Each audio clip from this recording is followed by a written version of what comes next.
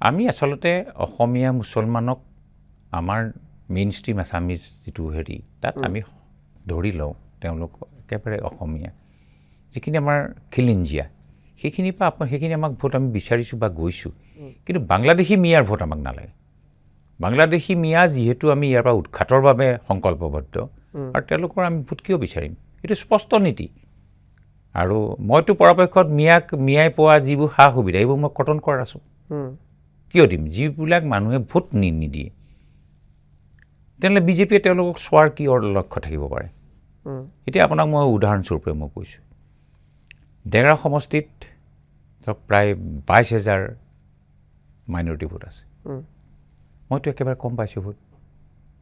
একেবাৰে কম মাত্ৰ দুটা চেণ্টাৰত মই অলপ ভাল ভোট পাইছোঁ তেওঁলোকতো খিলঞ্জীয়া মুছলমান খিলঞ্জীয়া তেনেহ'লে আপুনি কিয় ভোট নাপালে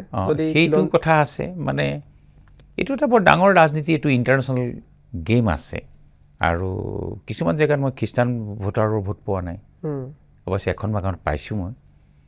এতিয়া কথাটো হ'ল যে এইবিলাক ইণ্টাৰনেশ্যনেল এটা পলিটিক্স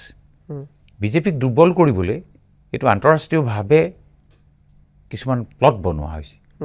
ইয়াতে কোনোবা পীৰ আহিব তেওঁলোকে গৈ মছজিদত ক'বগৈ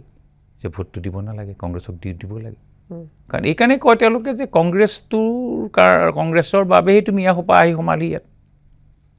তেওঁলোকে মিয়াৰ হৈ কাম কৰে আমিতো নকৰোঁ আমি স্পষ্ট কথা ভোটেই নালাগে বুলি কৈ দিছোঁ বাংলাদেশী মিয়াৰ